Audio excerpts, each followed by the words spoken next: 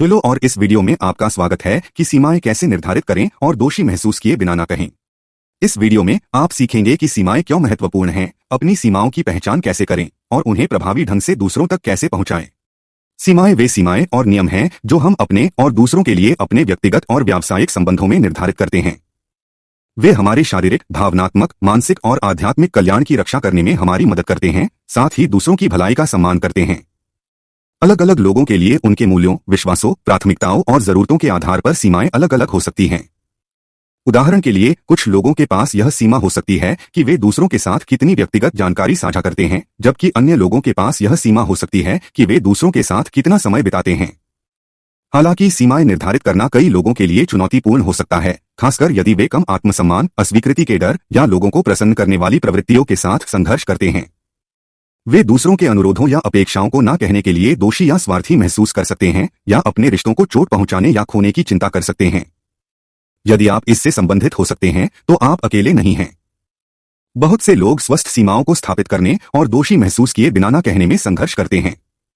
लेकिन अच्छी खबर यह है कि आप इन चुनौतियों से पार पाना सीख सकते हैं और अपनी सीमाओं को व्यक्त करने में अधिक आत्मविश्वास और मुखरता विकसित कर सकते हैं।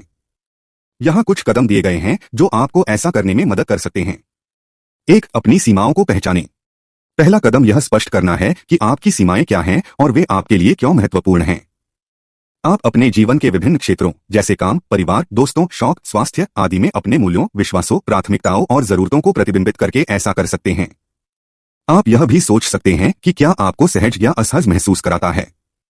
दूसरों के साथ अपनी बातचीत में खुश या दुखी, सम्मानित या अनादरित, ये भावनाएं आपकी सीमाओं का सुराग हो सकती हैं। उदाहरण के लिए, जब कोई आपसे कुछ ऐसा करने के लिए कहता है जो आप नहीं करना चाहते हैं, तो यदि आप नाराज महसूस करते हैं तो यह संकेत दे सकता है कि आपके समय या ऊर्जा के चारों ओर एक सीमा है। 2. अपनी सीमाओं का संचार करें। अगला कदम स्पष्ट, सम्मानजनक और आत्मविश्वास से अपनी सीमाओं को दूसरों तक पहुंचाना है।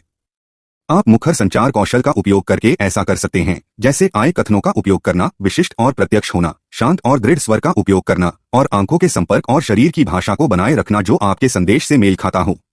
उदाहरण के लिए, यदि कोई आपसे ओवरटाइम काम करने के लिए कहता है जबकि आपके पास पहले से ही शाम की योजना है, तो आप कुछ ऐसा कह सकते हैं, मैं आपके प्रस्ताव की सराहना करता हूं, लेकिन मेरी एक पूर्व प्रतिबद्धता है कि मैं पुनर्निर्धारण नहीं कर सकता।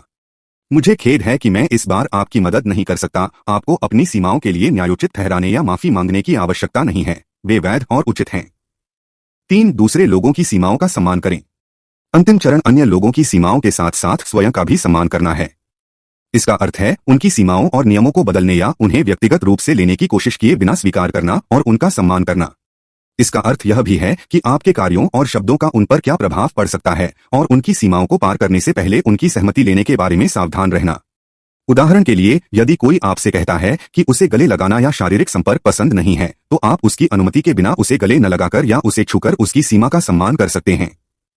आप उनके साथ अपनी सीमा साझा करने में उनकी ईमानदारी और भरोसे के लिए अपनी प्रशंसा भी व्यक्त कर सकते हैं। इन चरणों का पालन करके आप स्वस्थ सीमाएं निर्धारित कर सकते हैं और दोषी महसूस किए बिना ना कह सकते हैं।